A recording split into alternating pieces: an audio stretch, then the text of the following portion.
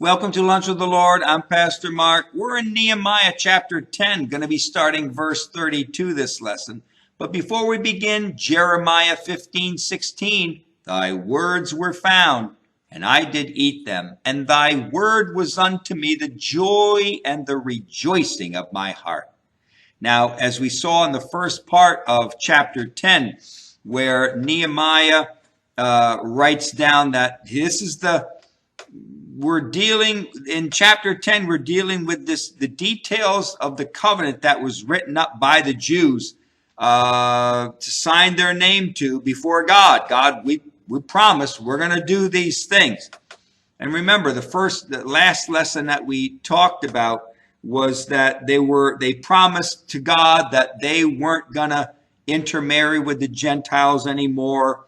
They weren't going to buy or sell on the Sabbath anymore. They were going to keep the seventh year, that they were going to let the land rest on the seventh year, take no more taxes not taxes, but collect any debts on the seventh year anymore. And they also put themselves under a curse. If they didn't do it, they wanted God to spank them if they got out of line from any of these things that they're writing down. Well, starting in verse 32, this lesson, we're going to see a few more things that they decide that they're going to covenant unto God. So verse 32 and verse 33 says, also we made ordinances for us to charge ourselves yearly with the third part of a shekel for the service of the house of our God, for the showbread, and for the continual meat offering, and for the continual burnt offerings of the Sabbath, and of the new moons, for the set feasts, and for the holy things, and for the sin offerings, to make an atonement for Israel, and for all the work of the house of our God. Now, in these two verses, what we're seeing here is the reestablishment of paying the temple tax. Now, this tax was first established by God in Exodus chapter 30, verses 11 to 16. And it was only to be taken from the people when a census was taken with the people. So this temple tax was established by God that they were supposed to take from the people and given towards the temple service. Now, it was good for them to reestablish this tax for the temple. Why? Because eventually they would need to stop depending on the king's supplies. You may say, king's supplies, what king's supplies? Well, remember, Ezra was given great supplies by King Artaxerxes back in Ezra chapter 7, verses 16 to 23. King Artaxerxes, which was 15 years earlier than this time, gave Ezra the right to get whatever he needed to perform sacrifices. Sheep, goats, oxen, salt, whatever was needed, wood, all that he needed to perform sacrifices unto God, King Artaxerxes gave them to him. And that was only about 12 to 15 years earlier than this time. So now King Artaxerxes helped supply Nehemiah with what he needs to build the wall. So about 12 years earlier, King Artaxerxes gives Ezra everything he needs to perform sacrifices.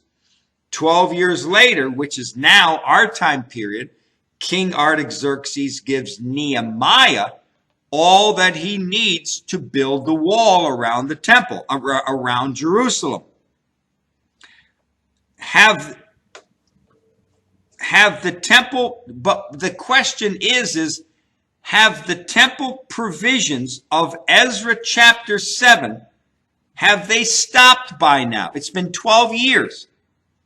It's been 12 years. And have those provisions from the king stopped? Or have, for the past 12 years, has Ezra been drawing from the king's provisions for these sacrifices and for the things needed in the temple service? We don't know. Again, the Bible doesn't say if they were still relying on the king's provisions for sacrificing unto God and for the temple service, wood and hay and all this other stuff that's needed there. But the Jews can't expect the king to provide for the temple forever.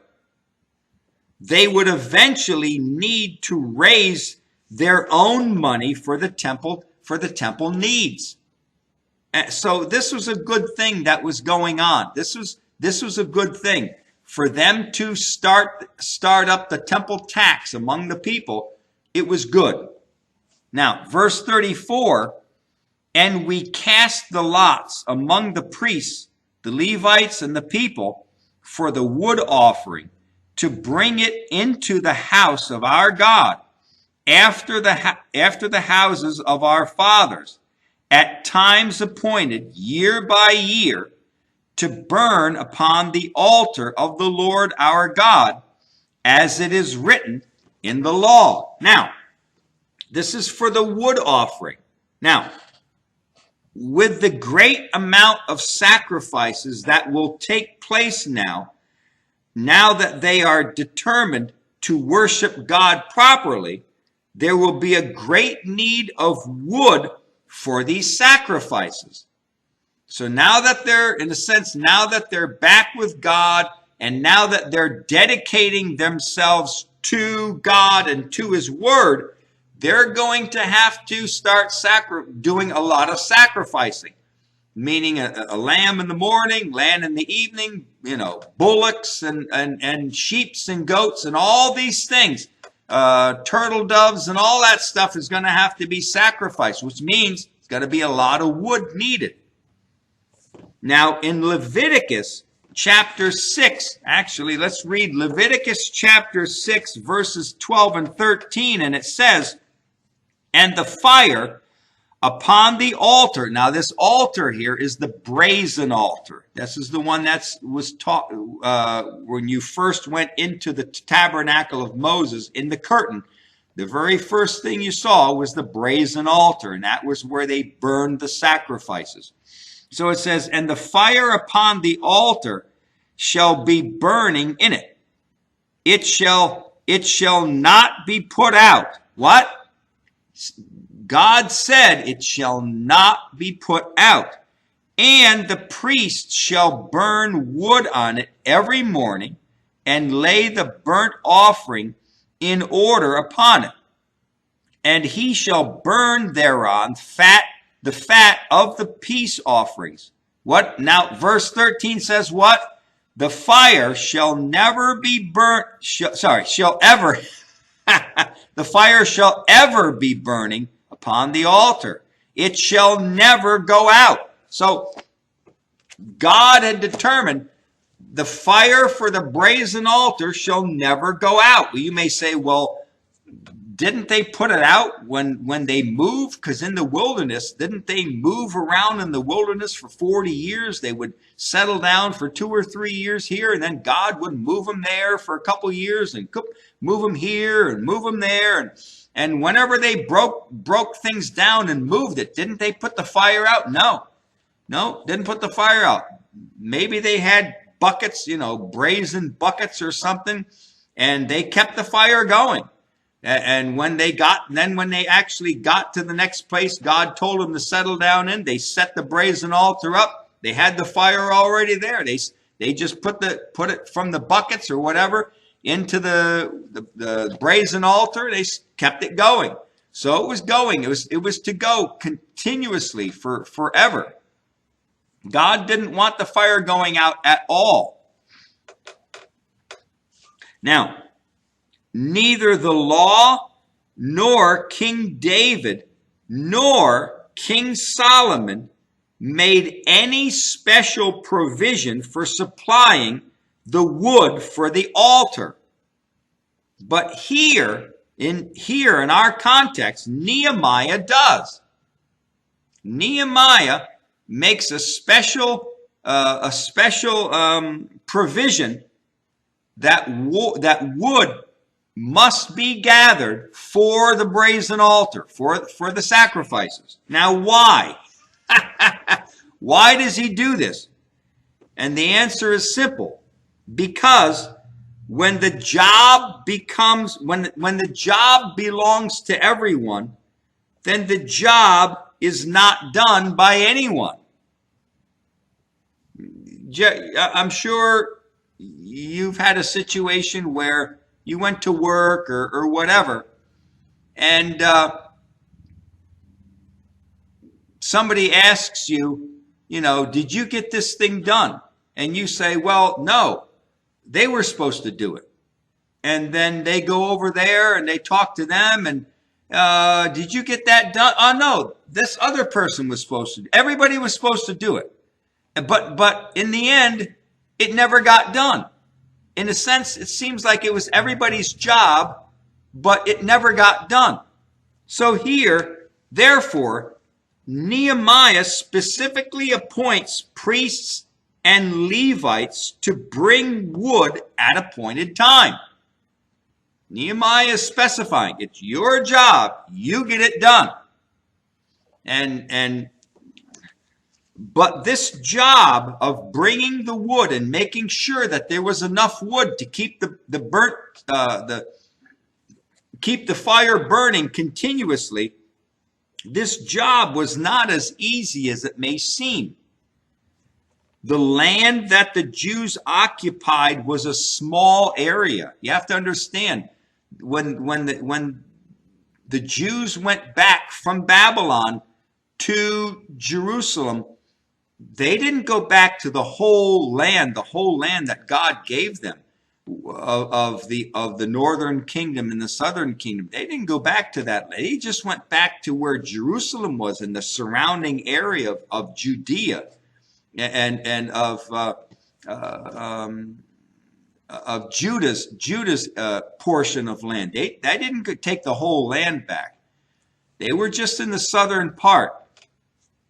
And also the trees in the land may have been cut down and used by the invasions of Gentile nations over the years. So, this wasn't such an easy job as you may think. Looking for wood in the land of Israel was going to be a hard job. It takes years to grow trees, and getting enough wood could take time and effort. They may have to go quite of a distance in order to get wood for this. I'm not saying that the land of Israel is barren. It's not, but it's not as wooded as we may think. So, verse 35, we're going to finish this lesson in verse 35, and it says, and to bring the first fruits of our ground and the first fruits of all fruit of all trees, year by year, unto the house of the Lord. Now, this is the law of first fruits. And we see this in Exodus chapter 23, verse 19, and then Leviticus chapter 19, verse 23, and in Numbers chapter 18, verses 12 through 14. This is the law of first fruits. Now, according to Numbers 18, verses 12 to 14, the first fruits, when they were brought by the people to be presented to the Lord, were then given by God to the priests for their provision. This included wheat barley and oats, grapes, fruits from the trees, and this was part of God's provisions for the priests. So the offering of the first fruits is the people of the land, the Jews of the land, were to bring into Jerusalem their first fruits. And from those first fruits, God would provide for the Levites, for the tribe of Levi, the priests and the Levites, to eat and to have their provisions from these first fruits. Now, the details of this law were explained to everyone so that no one would say that they didn't know, and that the priests would get what was properly theirs to provide for their families. So God was making provision.